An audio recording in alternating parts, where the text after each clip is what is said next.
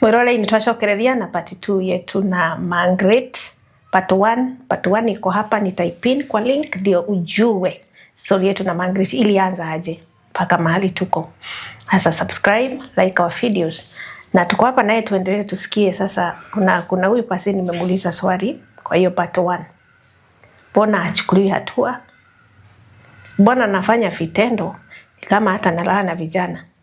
Nalala na wasichana age imejulikana. Mbona wanaishi na mbona ni she's still a wife in the house? Margaret. Yeah. Now, umeuliza swali. Why are you staying? I'm staying but I'm figuring out Mbona hajaripotiwa? Aliripotiwa na watu lakini sijui alikuwa anatumia cham gani kwa hata maaskari wako wanamshika. Unaona, kuripotiwa na aliripotiwa. Lakini hiyo ni mambo ya kuchukua electronics zao. But hii mambo ya kutaka kubaka watoto ama kuwabaka si kuona mtu wote aliripoti. Though unaona hii story nimeongelelea huu mtoto mwenye alikuja kwa nyumba alikuwa anataka kumrape. The mother alikuwa anataka kwenda kuripoti. But mimi nikamwambia amsamehe na asiripoti. Kwa sababu mimi nilitaka mimi mwenyewe sasa nijitoe kwa maisha ya mtu. But kuripoti nayo kuna watu walitaka kuripoti. But my question is, na mtu ataniuliza hiyo swali, why was I staying? Ni kwa sababu pia na mimi nilikuwa na figure out vile naweza toka. Ujue huyu ni mtu haizi taka hata utoke kwake. Unaona? Kwa sababu anajua ni nini anapata kutoka kwako. Ujue nilikuwa nafanya kazi, mshahara wote yeye ndiye anamanage. Na yeye mwenyewe haendi kazi. Ujue hakukuwa na kanisa lakini alipata kanisa through me. Na mimi ndio nilikuwa nalipia hiyo kanisa. Na ukumbuke pia mimi ndio nilikuwa naiosha na hakukuwa na mtu mwenye alikuwa anaosha hiyo kanisa. Viti vyote mimi ndio nilikuwa nanunua. Vyote vilikuwa pale ilikuwa ni mimi. So that church I funded it. Ukumbuke huyu mtu haizi taka utoke tu hivyo. So lazima ukuwe wise enough vile utatoka. Si ati nilikuwa kwa raha wakati nilikuwa nimekaa tu pale. Nilikuwa najifikiria nitatoka aje. Unaona, naenda wapi? Naanzia wapi? Hayo ndio maswali yalikuwa kwa kichwa changu. But kuripoti nayo watu waliripoti, hadi mimi mwenyewe pia niliripoti. Na utaexit namna gani? Kutafika hiyo wakati? Kutafika, but before kufike. Hapa kuna siku nilikuwa kwa nyumba. Na akakuja na msichana mdogo like 17 years. Na huyu msichana alikuwa pia na mtoto mdogo. Like a month. Mtoto mdogo sana. Sasa wao kuingia, so unajua kutakuwa na introduction. Yes. Huyu ni fulani. So yeye akaniambia tu huyu msichana nimemuokota huko kwa barabara, hana pa kuenda. Lakini mimi nilitaka kujua kabisa hapana. At 17, huyu hata kama ni mtoto kuna vile anajielewa. Na tena ujue ako na mtoto mdogo. Kumaanisha huyu ni mtu anajua ni nini anafanya. So nikataka kujua hapana, tunataka kujua mtoto anatoka wapi. Na kwao ni wapi. Na amepatikanaje pale kwa barabara. So wakati naendelea kudig in, nitake kujua anatoka wapi, hakutaka nijie, yani ni dig in kabisa. Yeye aliniambia tu hapa nimepata huyu msichana kule kwa barabara na hana mahali pa kuenda, kwa hivyo ataishi na sisi. Na mimi ni nani? Hakuna cha kuongea, akisema ameshasema na hakuna kupinga. Kuna vile mimi ni pastor usaidia watu. Yes. Kwa hivyo nimeokota huyu msichana kwa barabara, tunaishi na yeye. Na tena akaniambia niache roho mbaya.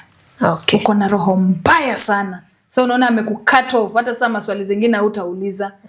Sasa mimi nikanyamaza nikaweka jicho. But sasa msichana amekuja kama leo jioni. Kesho yake yeye ametoka ameenda vile anaendanga hizo kutembea akisema anaombea watu. Nilikalisha msichana chini. Nikamuuliza msichana, ulipatikanaje kwa barabara? Niambie tu na usinifiche. Na kwenyu ni wapi? At least anieleze nijue. Msichana alinijibu, pastor alisema nisikuambie. Nikamwambia ni sawa. Alisema usiniambie, sitakuforce. But hapa kwangu nimekukaribisha. Nimekukaribisha na moyo mmoja, tukae vizuri na tuheshimiane. Na nikamweleza vizuri, nikamwambia huyu ni pastor na pia anastahili heshima zake.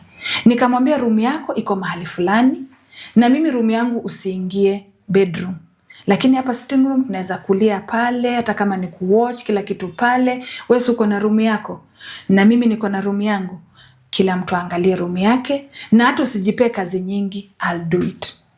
Sasa kumbe vile nakalisha huyu mtoto, pia naye tena alibeba tu information yote, tena akapelekea pastor. Bibi yako alinikalisha, alikuwa ananiuliza natoka wapi, akaniambia nisiende bedroom yako, akaniambia nikae kwa bedroom yangu, kila kitu. But that one was normal. Because she's a visitor, na anaishi na nyinyi, kumwambia by the way kaa hapa, tunaishi hapa, kwetu tunaishi. I think as a woman, unaona, lazima ungeweka your house in order. Bas, hiyo nilifeel like nifanye hivyo. Kwa sababu nilikuwa nimekaa na huyu mtu, at least ninamjua yeye ni nani. Sasa ninafia huyu mtoto asidhulumiwe, na ukumbuke ako pia na mtoto mwingine mdogo. So I was like, at least nimprotect. Hata kama ni stranger, nitampokea vile amekuja, but pia nimprotect. But sasa kwake sijui alichukuliaje. Kwa hiyo siku pastor alikuja akaniambia, nimesikia chenye uliambiwa msichana. Ulikuwa unamwambia kama nani? Mimi ndio nilimleta hapa, na wewe hauna say ya huyu msichana. Mimi ndio nitamwambia pa kuenda na cha kufanya. So in short, chenye niliambiwa msichana hakufuata. Bedroom yangu alikuwa anaingia anytime, ana feel. Yani alikuwa tu free kwa hiyo nyumba. Hadi akamwambia sivae nguo refu, avange nguo fupi zinafika pale, zenye mimi mwenyewe sikuwa navaa. So in short, kumake hiyo story fupi, alikuwa ameniletea mke mwenza. Ndio nasema hata utafuatilia muulize, okay, unaishi hapa kwenu ni wapi? Ulikuwa umetoka wapi? Ulikuwa kutoa wapi? Alinikataza. Mtoto ni wa nani?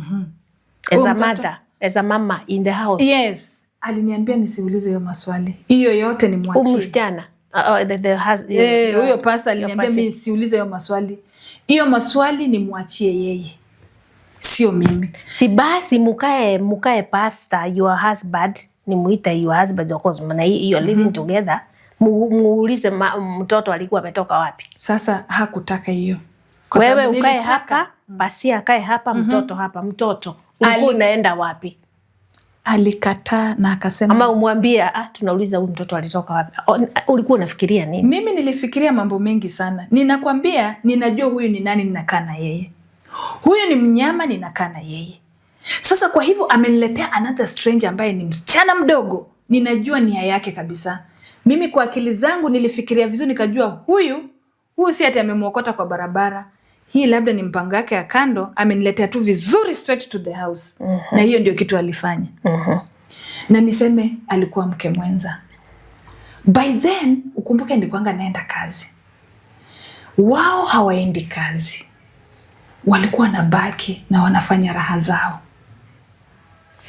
Nilisikia maneno kutoka kwa neighbors, na ingine mimi kuona na macho. Unanielewa? Ndio nikwambie. Yes. Nani ana provide? I am the breadwinner. Ujue mtoto amekuja na mtoto mdogo, mimi ni mzazi. Huyu mtoto pia anataka akuwe cared for. Hana pampers, hana manguo enough. Unanielewa vizuri?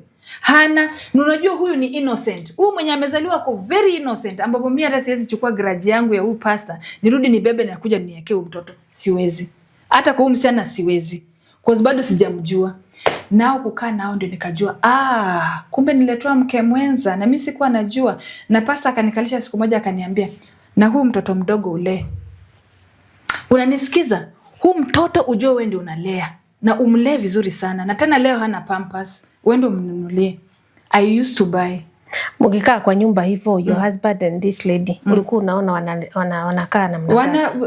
Unajua kuna vile utaona vile mko kwa nyumba moja. Huyu msichana hakuwa na simu, alitafutiwa simu ya touch. Nakwambia yeye akienda kwa mtu anamdanganya ameona, na mtu anampea kitu. Sasa kwa hizo vitu alikuwa anapewa kama masimu hizo, alichukua moja, kamwambia simu ndio hii nimekugift. Na wewe uko na simu ya touch? Mimi niko na katululu kadogo hivi. Si uchukue hizi za washirika? Mimi nilifika hata wewe, sisi kwa hapa. Kwangu you take the best one. Unajua simu sio kitu unaweza chukua tu simu ya mtu na unachukua line yako unaingiza. Watu hufungwa kwa sababu tu ya simu. Si line imechukuliwa, akipewa simu line zinatolewa. Kuna zile simu za kutrack na mingi zilikuwa pale. Sikutaka niingie kwa hizo kashifu. Sikutaka kabisa. Kwa sababu ninajijua mimi ni nani. Niliona tu ni heri mimi nipate tu pesa, I buy a phone. Nilikuwa na simu na akachukua na akaiuza. So nikajijua tu mimi mwenyewe, tena nitanunua tu simu yangu nikuwe nayo, kuliko kuchukua hizo zinaweza niweka kwa shida. Sasa huyu msichana mtakaa kwa muda upi? Ako tu kwako na anaishi, anakula, mtoto mnalea? Alikaka. Alikakaa hadi wakaanza kulala pamoja na mimi sijui. Unajua ndio nilikuwa na question mark. Wakati msichana aliingia, hatukuwa na kitanda kwa the other room. Ilibidi sasa aende atafute kitanda akuje aekee mtoto. Alinunua. Kwa hivyo hapo atatengeneza room. Alimtengenezea room vizuri na akasema hii room ni msichana. Na akamwekea vizuri mpaka na mattress na kila kitu ikakuwa sawa. Na yenyewe nikakaa hivi nikaona yenyewe hapa huyu mtoto atalala vizuri. Lakini mimi kwangu nikaona si mbaya. Kwa sababu gani? At least akue alale vizuri. Ni vizuri hata ukihost mgeni akae poa. But yeye kwake ilikuwa sasa bibi mwenza akae huko. Kwa sababu alikuwa analala pamoja na mimi sijui. Utajua aje? Manguo siku moja nimetoka, nimeenda. Sasa narudi. Mtoto wangu. Juu inaweza kuwa maybe huyo msichana alikuja tu msaidie. Very good. Na wewe unafikiria siku zako. Moja. Maybe huyu pasta alibadilika. Siku moja mimi nimetoka, nimeenda. Sasa ninarudi. Mtoto wangu mmoja akakimbia mbio. Mam, na mimi nini? Unaona vile mtoto anakukimbilianga lazima tena utamsikiza. Akanishika mkono hivi akaniambia, "Mami, pasta alikuwa analea Njambi." Ati alikuwa anamlea. Kumlea ni kusema kumbeba yani. Tena ana demonstrate anafanya alikuwa anamlea. Inaitwa hivyo. Alikuwa anamlea yani anambeba hapa. Alikuwa amemshika hapa kwa. So I'm like, hiyo haina shida. Akasema, "Ai mama hapana, alimbeba." Akakaa na hivi kama mtoto. So I'm like, mtoto sasa nikasema, inaweza kuwa ni ukweli. Yani una brush off. Unaona ni ukweli kweli. Hii ni kama ni uongo. Hiyo ikapita hivyo. Tena siku nyingine nikatoka. Nikakuja the neighbor akaniuliza swali. Wewe ndio mke wa huyu ama ni yule msichana mke wa huyu? Na unajua mtoto adanganyagi. Mtoto adanganyi. Mbona hukuamini mtoto? Alikuwa mdogo. Anyway, unajua lazima usource information. Huwezi tu rely kwa moja. Mimi huamini at least ukisikia huku na hapa ndio utajua kweli hii ni kitu ni ya ukweli. Huwezi simama tu kwa neno moja. So huyo neighbor akaniuliza, wewe ndio bibi yake ama ni msichana? Nikamwambia tu vizuri, mimi ndio bibi yake. Huyu msichana amekuja kututembelea. Kaniambia, na vile wanashikana. Tena mimi nikashtuka roho nikasema kushikana? Aje? Akaniambia hapana. We mama, tumia akili. Huyo neighbor akaniacha hivyo. Hanging. Kumbuka mtoto ameniambia huyu analelewa, yani anabebwa. Na tena neighbor ananiambia nitumie akili, wanashikana. So nikakuwa na maswali, lakini nikasema bado lazima nikuje kwa point yenye itaniprovia hii ni ukweli ama uongo. So siku moja wakati nilikuwa naenda kazi. Hiyo siku sikuwa naenda. Nilikuwa off. Lakini nikajifanya na wala sikumwambia mimi niko off. Nikajitayarisha tu vizuri vile mtu anajitayarishanga vizuri hadi nikabeba kibeti nikasema sasa naenda kazi. Nikatoka. Unanielewa? Sasa nataka kujua hii kitu ni ukweli ama ni kusikia nasikia tu. Mimi nikatoka. Lakini vile nilitoka, nilienda na tena nikarudi. Nilikuwa natoka kwa nyumba hata 4:30 kwa sababu kwa nilikuwa nafanya ilikuwa mbali. So unaona hiyo masaa ni mapema sana. 4:30 mimi nimechomoka. Sasa wanajua mjinga ameenda. Na kumbe mjinga alienda na akarudi. So nikakaa tu nje karibu na window penye wanalala. Penye sasa pasta analala, mimi nikakaa tu nikatulia nikasema hata kama ni baridi wache nimalizie tu hapa, lakini I want to see ama nataka kudhibitisha ukweli. So hapo nikatulia like 10 minutes hata hazikuwa zimeisha. Hapo kasiana kakatoka kwa room yake, kakakuja kwa hii room yangu. Na sarakasi ikaanza. Hapo sasa utaambiwa. Uko wapi sasa hiyo? Niko nyuma ya nyumba. Umejificha? Kama kwa dirisha tu, lakini sasa niko nje. Nimetulia tu. Wakaanza maneno. Maneno ikaanza tu pale. Na juu ya uchungu nikasema sitangoja maneno iishe. Nikatoka tu nikaenda. Hiyo siku nilienda kwa my friend. Kenda nikajililia huko. Nikamwambia vile ninakaa. Yale napitia. Ulikaa hapo ukasikia kila kitu? Kila kitu ilikuwa inafanyika, lakini as a woman sikuna vile utafeel. Unajua kila mtu ako na hisia na pia na hasira. Utangojea aje hiyo maneno hii? Siwezi ngoja, na ndio nakwambia nilitoka. Nikaenda tu kwa friend. At least niende nitulize stress nayo. Hata sikutaka kuonyesha nimejua. Nikajifanya tu yani hakuna chenye nimejua, but Nilikuwa nimebeba uzito fulani kwa roho yangu. Mtazamaji anauliza hivi. Mbona ulikubali huyu msichana akuje na akae kwako? Na hujajua sababu gani yako kwako na anaishi kwako kivipi? Nilitaka kujua. Na haukushughulika. Yet unajua tabia za bwana yako. At first niliwaambiwa ukiona umekomeshwa anaishi, anakaa na utulie, and yet you know tabia za huyu. Sasa unaishi na yeye. Wacha nikwambie. Na wewe ukatulia tu. Mimi hata sijui nini ilikuwa inanituliza. Nini ilifanya ukubali hiyo maneno? At first nilitaka kufuatilia. Unakumbuka nilikwambia vile aliingia, siku ya pili nilimkalisha. Kumuuliza wewe unatoka wapi, wazazi wako wako wapi? Yaani kumtaka kumjua. Na haukumjua. Na sikumjua. Nikauliza pastor tujue huyu msichana anatoka wapi. Na si hapo ungefikiria huyu ni bibi? Nilishafikiria kwa sababu ninajua ni nani tunaishi na yeye. But tena wacha nikwambie, mimi sijui kama pastor alikuwa anatumia madawa. Cause ilifika mahali sasa that is not normal. It's not normal. At first nilitaka kufuatilia, lakini ikafika mahali sasa sifuatilii. Nikakubali. Wewe ukitoka nje uende shughuli zako, ukirudi kwa nyumba ulikuwa unapata msichana amepika, amesha nyumba, amefanya usafi, nini kila kitu. Ama tena amevaa, alikuwa na shida akifanya nini? Kuna siku nilikuja abruptly. Hawakuwa na expect kama naweza ingia hiyo masaa. Unaona sofa set hii mkono ya kiti, msichana amekaa hapa, pastor amekaa kwa kiti na amemkumbatia hiyo. Was that before umejificha na pale ukawaona ukawapata in that act? Before. Ama wakafanya hiyo kitu? It was before. Aya, sasa turudi hapa. Umewashika? Nimewashika sasa. Na umeona vile inaendelea na kumbe ni ukweli. Nasikia uchungu. Ulienda wapi na ulifanya nini? Nilienda kwa friend nikajieleza. Unajua kuna vile utakuwa na rafiki kumwambia kwa mambo yako. A friend akaniambia the best solution, afadhali utoke tu kwa hiyo ndoa. Hiyo sio ndoa. Magi, toka tu, enda ukae vile ulikuwa unakaa. Ambapo ulikuwa unakaa vizuri sana kuliko vile unakaa sasa. Na yenyewe nikachukua hiyo advice. Kukuja kwa nyumba, ujue huyu ni mnyama mnakaa na yeye. Unaona? Si ni mnyama, unamjua vizuri tabia zake. Mimi niliapproach msichana kwanza. Nikamwambia leo mmeshinda aje? Kaanza kusema tumeshinda vizuri. Hukutaka wajue umewaona? Sikutaka. Ama umewasikia? Unajua this man was violent in a way that ambapo ningewa ambush. Unamuogopa that much? Not ile kuogopa. Kama mimi nifungue hiyo mlango, niingie, nimewaona, so ulinidanganya. Na what was holding you? Remember as a woman. Kuna incident moja nilitaka kumuattack. Wakati na muattack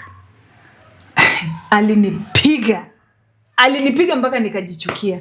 So ambapo hata ningewa ambush niwapate hivi. Ama basi umuonyeshe nimekuona, uko na ushahidi. Basi sasa sikia, tunakuja sasa pale. Wakati niliwapata, si nimewapata kwa act. Hiyo hasira nikasema acha niende nitulize mahali. Kukuja jioni si bado hiyo hasira niko nayo. So nataka kuonyesha kwamba ni kama niliona hiyo kitu. But lazima nitumie wisdom. Kwa sababu huyu mtu ninamjua. Huyu mtu hata kukua ilikuwa ni dakika moja. Nikasema sitaacha watoto wangu ati kwa sababu ya huyu. So lazima nitumie akili. Nilifesi msichana, nikamuza vile wameshinda. Na nikamuza swali, na wewe unalala na hadi na pasta? Akashtuka. Na nikamwambia, mnalala na yeye, kwa nini unashtuka? So ako like anajitetea. Nikamwambia achia tu story hapo. Cause unaona nimeshajua evidence niko nayo. So mimi nimenyamaza. Ukumbuke neighbor aliniambia, mtoto akaniambia, sasa nimesikia. Hata nimuulize wewe ni nani kwa hii nyumba. Nikamuuliza hivyo. Nikamwambia kweli kabisa nimekukaribisha na roho moja. Hadi tunalea huyu mtoto wako mdogo na kununulia hadi pampers. Hadi nanunua hadi chakula. Unaweza nifanyia hivi? Nikaona unaona vile msichana akishalala na mume wako vile anadharau. Nikanyamaza. Ndio hiyo kitu ilileta commotion ambapo huyo msichana alingoja pasta amekuja akaanza kumwambia mimi ninamfukuza. Mimi namfukuza. Sasa hata kumwambia ati walilala na yeye, nikamwambia bibi yako hataki nikae hapa. Ananiambia mimi niende. Makofi niliekelewa huku. Mangumi. Niliambiwa niachane na huyo mtoto na nimwache kabisa. Hata sikuambia pasta sasa wamelala na yeye. Utasema aje? Umegongwa. Na tena naona ni kama pasta alikuwa anatumia kitu. Cause nilikuwa nataka tu ni react kitu. Narudi tena natulia. Ni kama alikuwa anatumia some charm. Utaendelea kuishi huko na mko bibi wawili sasa? Ilifika mahali nikaona enough is enough. Enough is enough. Hata kama sijui mahali naenda na mahali natoka, afadhali tu nitoke. Kwa sababu niona hiyo environment sasa imekuwa sasa worse. Mtu analala na mtu kwa nyumba, analala naye kwa kitanda chako, madharau. Yaani huyo mtu alikuwa na madharau. Hii nyumba ilikuwa room ilikuwa room 3. 3 bedrooms. Kwa sababu uko na watoto, so kuna room ya watoto, kuna room ya huyu mdem. Room zilikuwa 3. How many bedrooms? Sitting room na kuna bedroom yangu. Wachana na sitting room. Bedrooms zilikuwa ngapi? 2. Kwa hivyo huyu msichana analala nyumba moja, chumba moja na watoto wako. Alikuwa analala hivyo. Nimeweka bed hivi, msichana hivi, watoto. But watoto wako sawa. Huyu pasi hana shida na watoto. Hachapi watoto. Kidogo alikuwa. Hakuna abuse ya watoto kwa nyumba. Hakuwa na abuse kwa sababu ya ukali wangu pia. Sikutaka sana aguze. Uko mkali tena uko mpole. Nakuwa mkali tena mpole. Juu nisipokuwa mkali tena watoto wangu watadhulumiwa. Wewe unaweza taka mtoto wako adhulumiwe? Hapana. Mbona utoi ukali kwa huyu mtu? Mimi nauliza maswali because how audience they will ask all those questions. Mtu nilikuwa mkali. Upate mtu hivi uchungulie uone what is happening there na utulie. Utatulia mama. Na utoe ukali kwa mtoto. Utatulia. Nikwambie kwa nini? Wakati unaenda kukua mkali hivyo, nakwambia alikuwa ananipiga hadi nina bleed, hadi karibu ni faint. Okay. Are you understanding my point? Wakati unataka kujua ukweli fulani ama unatoa ukali fulani, anakupiga. Kitu gani ingezuia wewe kwa watoto unawaprotect? Watoto niliwaambia. Hapo unatolea ukali, but hizi mambo zingine nilikuwa natoa. The same person. You are not understanding me. Nilikuwa natoa ukali sana. Sawa. Lakini yani reaction yake ilikuwa kunipiga. Ukishatoa hiyo ukali akupige.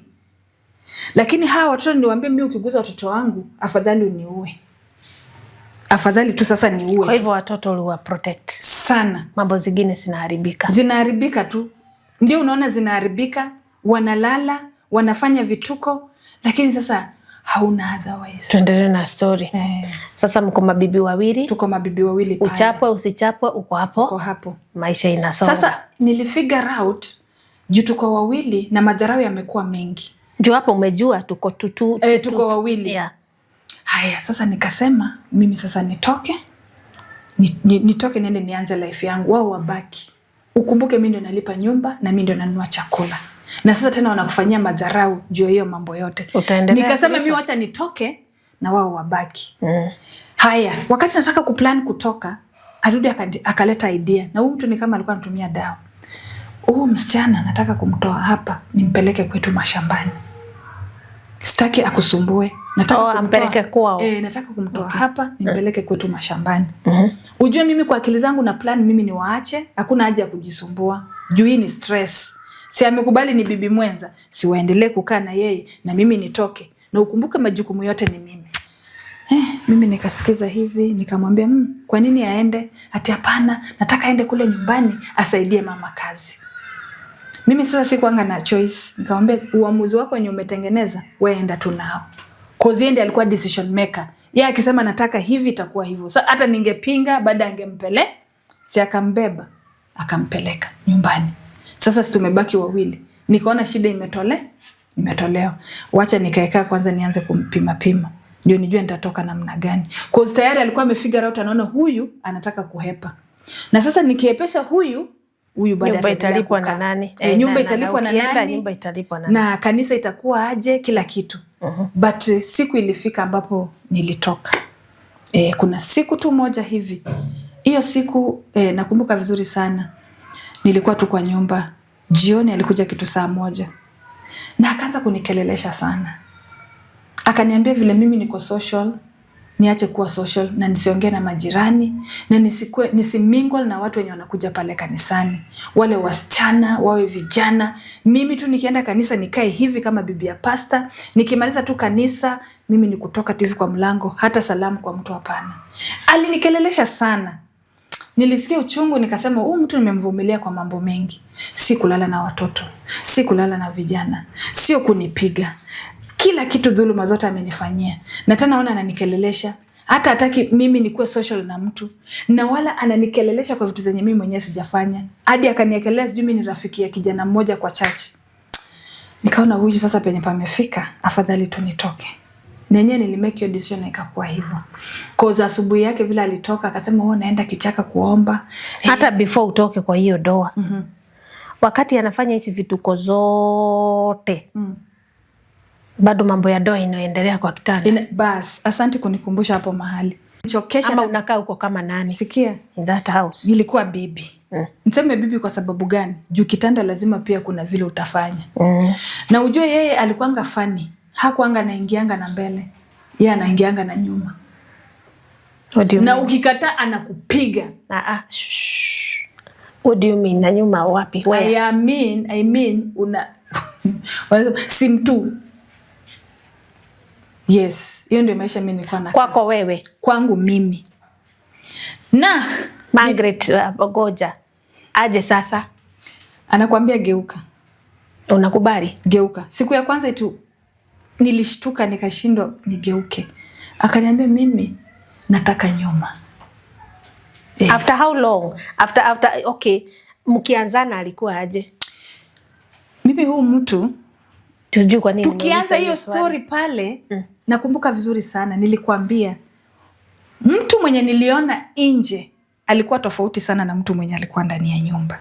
Nakumbuka sana katika hii story ukifuatilia vizuri my viewers mtaona nilisema walikuwa watu wawili tofauti. Kwa siku I expect anaweza react hivyo akiwa hapo kwa nyumba. Cause mambo ya kitanda mimi yalikuwa tofauti sana kwangu. Alikuwa ananiambia tu geuka. Siku ya kwanza ananiambia geuka. So I'm like nigeuke as in kuface as unajua after how long kukaishana na huyo mtu? Tulikaa like as in after how long as in ndio aanza hiyo mambo na huko. Huyo mtu alianza tu mapema. Mapema tu yani at first tulianza hivyo tukiendanga. Si wana huku mbele? Alikuwa ananitumia nyuma. Margaret, what do you mean? Na wacha nikwambie. Unajua na unaisema tu. Yani mimi hata siogopi. I don't fear saying this story. Na ndio nasema unajua hii story naisema so that ielimishe mtu pale nje. Kuna watu wanapitia mengi ambapo hawajui vile wanaweza fanya. Na uko kwa ndoa. Na uko tu pale kwa ndoa umenyamaza kama vile mimi nilikuwa nimenyamaza na niliyapitia my friend. So mimi nasema hii story siku moja itaeducate mtu pale nje. Itasaidia mtoto wa mtu pale, ata speak out. Itasaidia mzazi ambapo atafuatilia mtoto wangu wakati ameenda kanisa, hiyo kanisa ni aina gani? Ama huyu pastor mwenye anahubiri ni pastor wa aina gani? Margaret, wakati wote umekaa kwa hiyo doa. Nivo behind. Asa. Haya. Huyo mtu alikuwa anakuambia geuka. Na alikuwa na mkono. Haya siku ya kwanza. Ushasikia kitu kama hiyo? Haya. Kama mnaweza kuwa mnaishi na your husband na akwambie hivyo ndio anataka. Mimi hata sijaisikia. I want to know the first day that alikwambia. I was shocked. Na ndio nakwambia ukifuatilia historia yangu nilisema alikuwa na act kama mnyama. Sijui kama mtu alinielewa pale mahali. My viewers, mimi nakuelewa. Yes, nilisema alikuwa ana act kama mnyama. So from the word that was the point. Hiyo ndio point nilikuwa nakuja kwake. Yaani hiyo unyama ulikuwa pale kitandani. Ambapo nilikuwa nakataa alikuwa ananizaba makofi. Hata ungetuambia ni vile nimekuuliza hiyo story.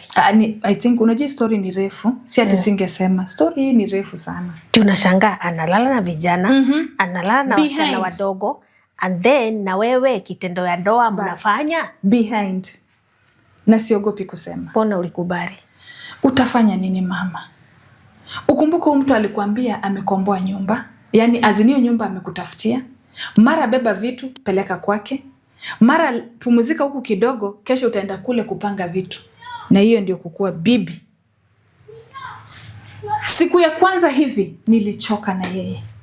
Hata sitaki hata kukujudge na hapa tujajingi watu. But umeona sasa hii mwelekeo ni huu. Na hard. Tutaishi na wewe hivyo. It was hard. Kwa hivyo ni hivyo na maisha itakaa hivyo as a husband and wife. It was hard my sister. Nikisema hii story ilikuwa ngumu. Ilikuwa ngumu. Ilikuwa inafika sasa. Anasema manake ni nini? Anasema mbele. So by the way, vile ulisikia na vijana ulijua ni hivyo. Sasa unajua wakati kijana anafanyanga hivyo. Vile kijana alinieleza nilipiga akili vile yeye ananifanyianga. Hakuna hata tofauti. So nikakaa hivi nikaona huyu mtu alikuwa mnyama. Na unajua hiyo kitendo hakuwa anaenda like at least 10 minutes, 20 minutes hivyo. Yeye alikuwa anaenda masafa marefu. Unajua masafa marefu? No. I'm saying this story boldly and it's true life story. Mpaka anamaliza kila kitu anafanya. Mpaka anamaliza. Alikuwa weird. Umeshaona mtu weird? Alikuwa weird. Ilikuwa inafika saa ya kitanda, hadi nywele zangu zina nini hivi, hadi natetemeka tu hivi. Kwa sasa sijui hiyo siku leo itakuwaje. Alikuwa weird. Unajua weird? Na najua hii story kuna mtu ataelimika ndani yake. Wamama wanapitia mengi. Na wasichana na watoto. Hata boy child ako vulnerable. So hii story kuna vile itaeducate. So hakuna hata siku moja mlifanya vile inatakiwa kufanya. Alikuwa ananiingia nyuma. Ama ni kote? Nyuma. Mimi nasema ukweli wangu. Haya miaka ngapi? Tulikaa roughly like 1 year kielekea 2 years. Ndio nilichomoka kwa hiyo ndoa. Na tangu day 1 vile niliingia kwa hiyo ndoa, alala na mimi till the last day yenye mimi nilitoka nikisema enough is enough. Na nilikuwa nimekonda. Unajua kukonda? Would that be the reason why huko unashare na mtu na ndio nakwambia hata kwa chachu usiongee na watu ama usikue na rafiki? It was hard. Ndio isifike mahali uambie mtu unajua. Mimi sikuwa na share na sikuwa na friends pale kwa kanisa. Hata unaonanga vile wamama wanakuwa kwa kanisa mna make friendship. Alinikataza nisikue friends na hao wamama. Cause ujue pia ni watu wake na tena wewe ni bibi yake. Na sasa hataki hiyo friendship ikue. Nilikaa na hii story. Wacha nikwambie nikisema hii story nasikia vizuri cause ni kama na heal. Na heal. Kuna kitu ndani yangu inatoka. Na nakuwa sasa renewed. So huyu mtu alinitumia vibaya. Alinitumia kabisa. Kwa kitanda. Mara kanisa. Mara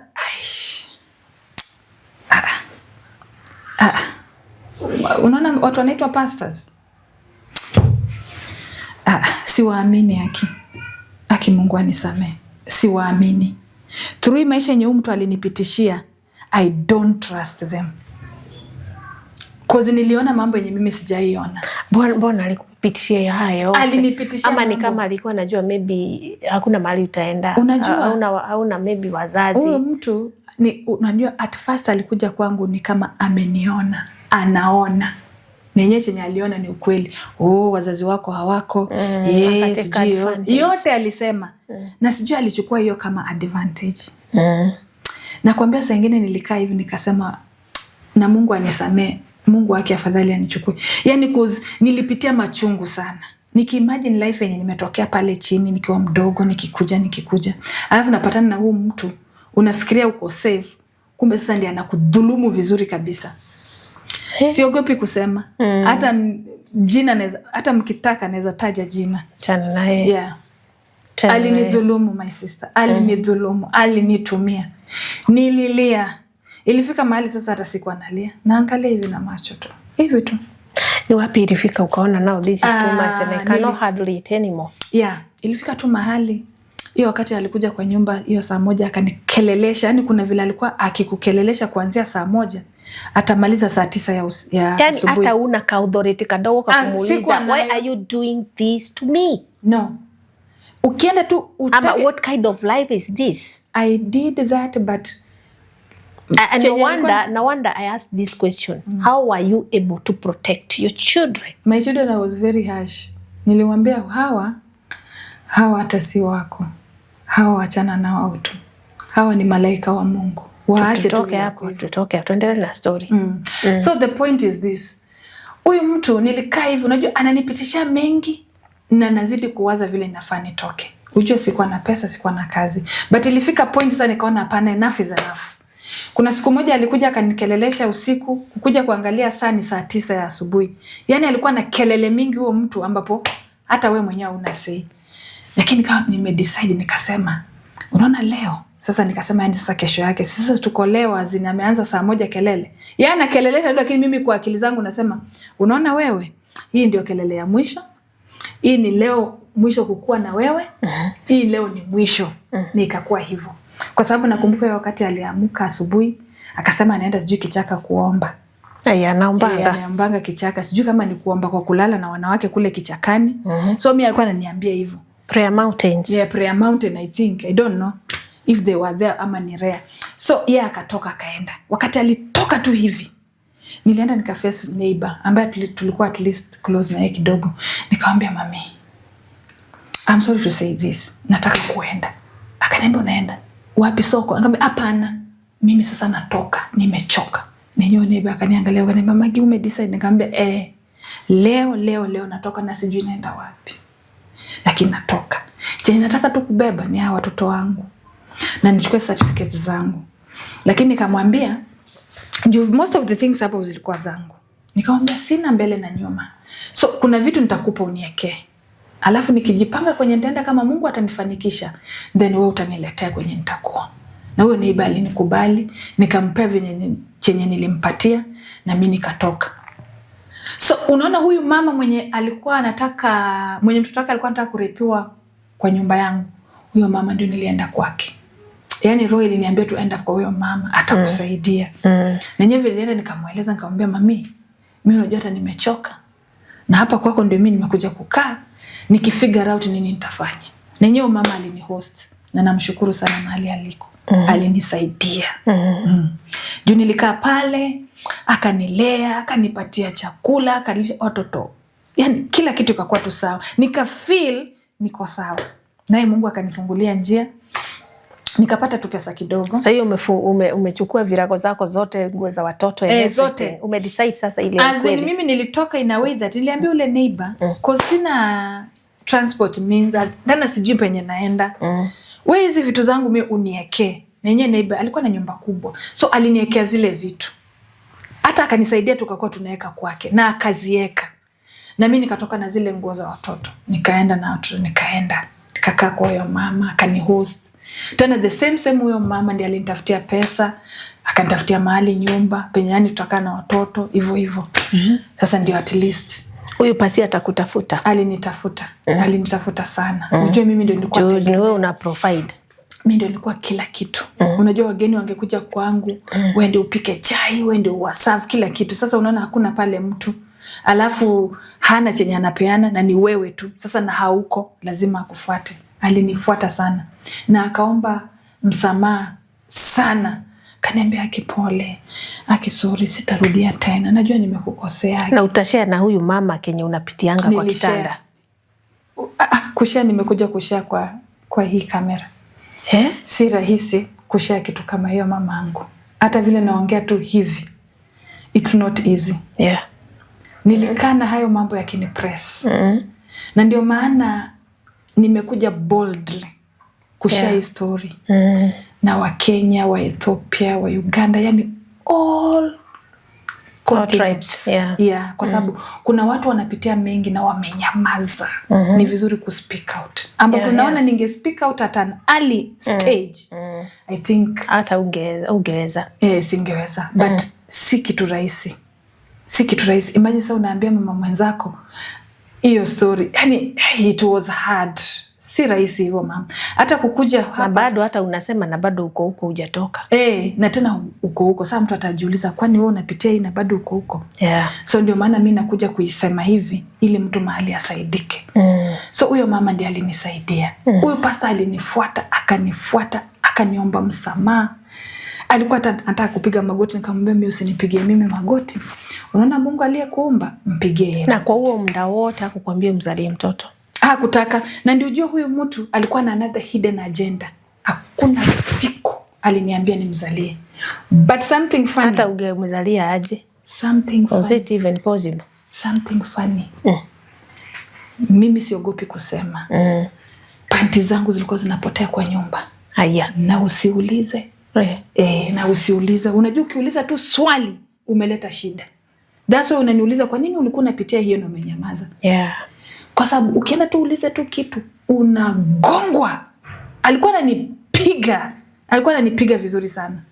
Kwa hii mdomo yangu kuna meno hakuna. Alinipiga wewe unanunua, unasinunua ukiosha ama ukiweka mahali umeweka hakuna. Ile umefua tu kama mama vizuri, umeosha vizuri, umeandika mahali. So unaelewa hii maneno. Yeah. Ukienda unapata kamoja hakako.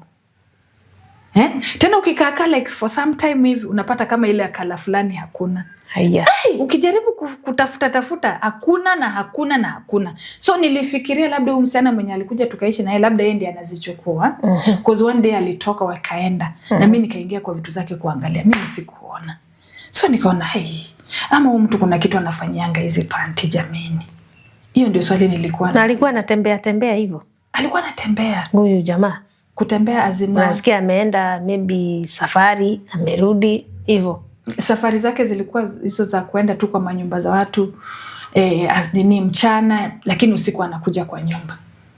Na kuambia kwa hiyo muda yenye tulikaa na yeye 1 year ande.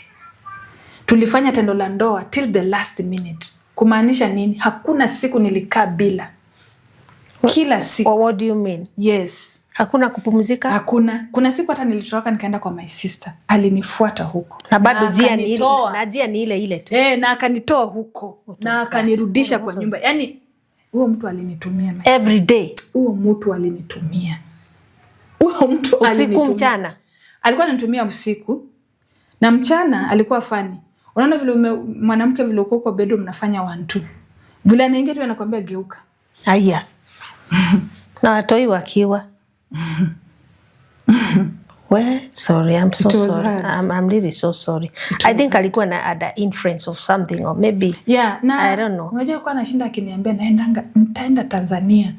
Unajua mimi nimeshaenda Tanzania. So I was like, ama kuna vitu anatoa kule Tanzania kama. Na nimekuuliza swali, alikuwa anatembea. Si nimekuuliza hiyo swali. Ni kama huyu mtu hakukuwa bure. Hakukuwa. And then kuna vile wewe mawazo haifanyi. Iko tu pale. Okay at that time. But Mungu naye alinisaidia wakati nilitoka. Imagine una figure out kutoka na utoki. What is that? Kwani huwezi toka? Kwani wewe uko na akili? Lakini naye Mungu akakuja tu siku moja na nikatoka. Akakupembeleza urudi ukiwa kwa yule mama. Ulirudi? Nilimwambia no. Na sirudi nyuma. Hadi akasema wewe nimebadilika. Sitarudi. Najua nimekukosea. Aliomba msamaha. Unajua aliniomba msamaha hadi nikashindwa huyu ni ule mtu tulikuwa tunakaa na yeye. Ni yeye kweli? Huyo mama hata tukakuwa tunacheka naye tukasema huyu ni pretender. Na yeye alikuwa pretender. Akupretend hivyo uingie box tena akudhulumu. Tena sana kuliko vile alikuwa anakufanya. Nini ilikufanya kabisa umekata kauli? Roho ilikataa. Niliona I'm not going back. I'm not turning back. Enough is enough. Mama nilikuwa nalia daily. Macho yangu ilikuwa tu red. Sikuwahi kuwa na amani. Na nikasema no, nikitaka hii maisha ibadilike, nitoke hapa mahali. Niachane na huyu mtu. Na hiyo ndio nilifanya. Maisha utaanza aje? Hata kama sikuwa na chochote, at least nilipata amani ya roho kwa sababu at least roho imetulia. Yeah. Unaona? Maisha ilianza in a way that through friends. Mimi ni mtu wa watu. Sasa unaona huyu mama yetu tulikuwa tunakaa naye alinisaidia na yeye pia alikuwa na friends. Wakanisaidia, wale wakunichangia 1 2 3. Unaona? Na maisha ikakuja kapik. Mungu akanisaidia nikapata tena kazi. Ingaje sasa tena ilirudi ikaisha. Kupata hiyo kazi tena. Utamuondokea kwa hiyo area? Nilimuondokea kabisa. Na alikuwa ananifuata hadi penye tena nilihamia. Ujue wanaume wananga aibu. Kwanza huyu pastor hata hakuwa na aibu. Anakuja mpaka hapo penye umekomboa. Nilimwambia acha nikwambie mali imefika. Nilienda sasa nikaripoti. Kaenda nikaambia maaskari, mimi nimechoka na ndio maana nijikombolea. Huyu mtu simtaki kwa mlango yangu na nataka mchukue hatua akikuja kwa mlango yangu. Sasa vile alisikia naambiwa anathreateniwa na maaskari ya kwamba akuja kwa mlango yangu atamshika. Sasa ndiye akakata hiyo line. Hakuja sasa tena. But alinifuata sana. Sasa ukoaje na watoto? Sasa watoto nashukuru Mungu wamegrow. How are they? Wamegrow. Kuna mwenye ako college na kuna mwenye ako grade 9. College? Kuna mwenye ako college. Wow. Na kuna mwenye ako grade 9. But wacha tu niseme ukweli, changamoto niko nazo 1 2. Sina kazi vizuri. Sina kazi by the way. But nikipata any support, mimi nitashukuru. Unafanyanga kazi gani? Because your children are in college. That means how do you make it? Ni kusurvive tu na vibarua, nafulia watu. Kuna hii kazi za nini inaitwaje? Palilia nyasi. Pia mimi nafanyanga. Mnaweza itwa mahali. Mnaweza itwa mahali, mwende mfanye like a week ama 2 weeks ama unaona unasanya tu pesa unakuja unafanya kitu. Unaona sasa ni wakubwa. Huyu wa college anaishi college na huyu mwingine ako grade 9. Anasomea college wapi? Ako hapa Thika Road. Anasomea nini? Telecommunication and information technology. Yeah. So at least ni wakubwa wenye wanaweza jifulia na wajioshe na wapike. Ni watoto wakubwa. Mtoto wako college is an adult. Mahali challenge iko hapa sahi mimi kweli sina kazi. Ambapo unaona hivi barua za nyasi kumekuanga na kiangazi. So hakuna vibarua. Hapo nimeuliza swali. Uanga unatoa school fees wapi? Hiyo vibarua. Wewe sasa. Vibarua. Vibarua hizo za nyasi kufulia watu pia nafua. Hata kuna hizi kazi za nyumba. Ni nyazi gani? Nyazi tu hii grass. Hii inakuanga like kwa venue. Hizo ama basi. Ile inakuanga labda mtu amejenga mahali nyumba alafu anaweka kama landscape. Kuna vile mnasitengeneza mnakata hiyo kazi. Hiyo kupalia hizo maua nini hivyo. Okay. Alafu kufulia watu nafua. Alafu tena kuna saa nyingine ndanga hizi kazi za nyumba. Okay. Unaona? Na mtu anaweza kuambia wewe nataka unifanyie hii na hii na hii. Kuja unipikie chapati. Bas, unafanya. Niko na wageni kuja. Uto tu pesa. Unafanya nini? Unafanya kitu. Hata kama ni kuarushia hivi kadogo. But siko financially stable. Kusema ukweli. Okay. So hiyo ndio maisha imenifikisha hapo. Hey, thank you so much for sharing your story. Imekuwa up and down and my God. Yeah. Umesaidia mtu pale, umeelimisha watu wengi sana. Kweli. Sana. Keep going, keep moving. Yeah. Keep moving. Mimi nataka uongeleshe wa mama. Wenye wanga wanashikilia doa na kuna matatizo kwa hiyo doa. But you don't feel to get out from. Yeah. Okay. Kuna mtu wako kwa hiyo situation ulikuwa. Yeah. Kwanza hiyo ingine mbaya hiyo. And she's still there. So, naweza sema hivi kwa wale viewers ambao wananiview. Kuna watu wanapitia shida nyingi sana. Moso women, hawa mama ambao wamekatalia tu ndoa. Yaani afadhali waanguke tu nayo. Na sasa unapitia mashida kama zile nilikuwa napitia. Na hawezi speak out. Ni vizuri pia kuspeak out. Find a friend, share na yeye, mjue the way forward. Na sisi tunajifinyilia mahali ati shida zimekuweka pale hadi huwezi toka. Hapana, there is a way forward. Unaweza toka na Mungu anaweza badilisha maisha yako. Na pia anaweza elimisha wamama ambao wako na watoto wadogo. You have to take care of your children. Huku nje si kuzuri. Kuna watu wanajiita mapasta na they are not pastors, hawako genuine. Wanajitanisha tu na jina la Mungu but hawako real. Unaona? So lazima uangalie pasta wa mtoto wako ni pasta wa aina gani. Na kanisa ambao mtoto anaenda ni kanisa gani. Na pia wewe penye unaenda kushiriki, hiyo kanisa ni kanisa gani? Ina misingi gani? Inalea aje hawa watoto wetu? So hizo ni vitu inafaa tuangalie kama wazazi, kama wamama. At the same time wa baba pia the same. The boy child wako vulnerable sana huko nje. Usiseme tu girl child.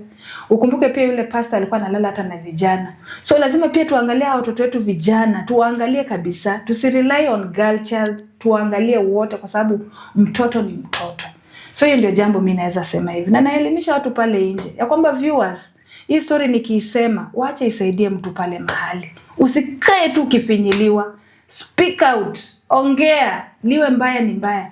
Enzi za zamani ni zile watu walikuwa wananyamaza, wanajinyamazia na mashida wamenyamaza, hawezi ongea. Sasa tuko digital. Speak out, ongea, share na utasaidika. Kama vile mimi nimejiongea sasa nasema hata sina kazi. Yule ako na kazi. Naomba tu kwa unyenyekevu kama uko naye wewe niitie kazi, nitachapa kazi. Na tena ukiona unaweza nisaidia kwa njia moja, maybe biashara, I'll be very grateful kwa sababu mimi napenda kujituma. Na ninawashukuru wote ambao mmewatch na asanteni sana kusikiza hii story. Kuna mashida zenye kwa ndoa unaweza kumbia lakini zingine, kuna zingine hapana unasema unainua mikono. Na kwa hii story yako nimeona haikuwa kawaida.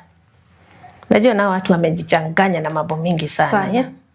Hiyo haikuwa ati unavumilia tu. There must be something that was going on. Yeah. There was something. For almost how many years? 1 year kielekea tu. That was not. It was not normal. Huyo mtu huyo bado ako na kanisa? Let me ask that question. Vile tuliachana tu hivyo ndio kanisa iliisha. So ukumbuke mimi ndio nilikuwa nalipa, nani atalipa sasa? Mimi ndio nilikuwa naiosha, nani ataosha?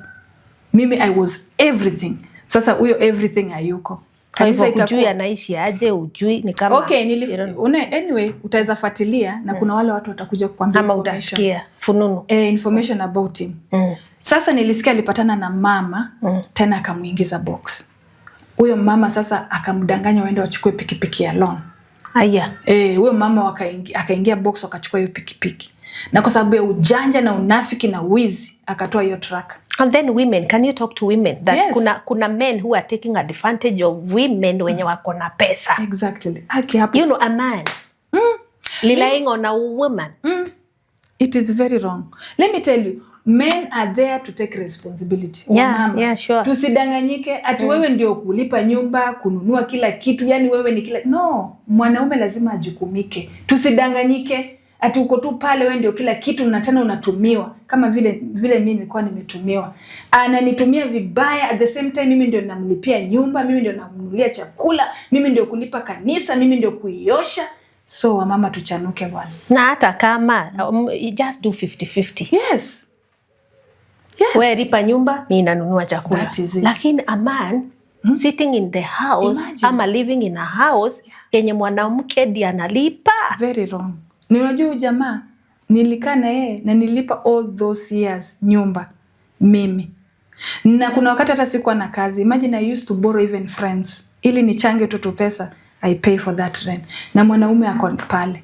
So mama tuamke bwana. Wanaume lazima wajukumike. Unajua nimesikia hapo ati kuna mama mwingine yes. wakachukua pikipiki. Walichukua pikipiki. So hiyo ndio tabia yake. Alichukua pikipiki. Unajua at first alikuwa ameniambia nichukue pikipiki na yeye. But I was wise enough. Nikamwambia mimi hakuna pikipiki nitachukua. Akaniambia nimtolee 20,000. But hata pikipiki yenye umechukua ni mingi kutoka kulipa rent hiyo yote. Hata ni pikipiki ngapi? Nilimsoma nikaona unajua aliniambia hivi nichukue hiyo pikipiki. Oh my God. Alafu half my salary nitakuwa pia nalipia hiyo pikipiki. Hiyo ina work. Mshahara unapata mdogo, wewe ndio kila kitu kwa nyumba. At the same time ukate nusu yake ulipe pikipiki. Inawezekana? Nilimwambia mimi hapana. Sasa vile aliona mimi sitaki mambo yake, alipata mwingine mjinga mwenye alimuingiza box wakachukua. Wanawake naye mkue wajaja. Tukue wajaja. You know. We have to be wise enough waki. Tusikue ati wajinga tu mtu anakuambia ati wewe tufanye hii. Hata kama ni business, atoe half. And marriage is good, lakini you as mwanamke kuelewa si kuachieve anything. You know, it's not an achievement. It's not an achievement. By the hizo ni enzi za zamani. Hizo ni enzi za saa hii hapa. Marriage is good. But it is not a must. Exactly. It's not a must you get married. No. That nitakaa kwa hiyo doa mi kukiulizwa Mrs. When. No, unajua kuna how many are married couples? Unajua kuna watu hata wameuliwa ukiwa ndani ya ndoa in the name of umeshikilia. Na tusemi watu wasioane. Waoane but be wise enough. So namba yako ya simu tunafunga show. Namba yangu ya simu ni 0758 15 36 99. Nitarudia 0758 15 36 99. Yule ambaye ameguzwa na story yangu kindly unaweza ni reach out na nitashukuru sana. Ako na watoto college, nasemanga kuna watu wamebarikiwa na wako na mkono wa kupea na kuna wenye wamebarikiwa kupeana ni ngumu. So kama umebarikiwa na uko na mkono wa kupeana na usikie utashikilia. This lady ako na watoto college, she's a single mom. Na sisemi single mom lazima wasaidiwe, kuna wenye wako hata na mali. So hujafungiwa na mtu. Na sisi tumefunga Meridia Show. Thank you so much. Welcome. Meridia Show, till next time, we are out. God bless you.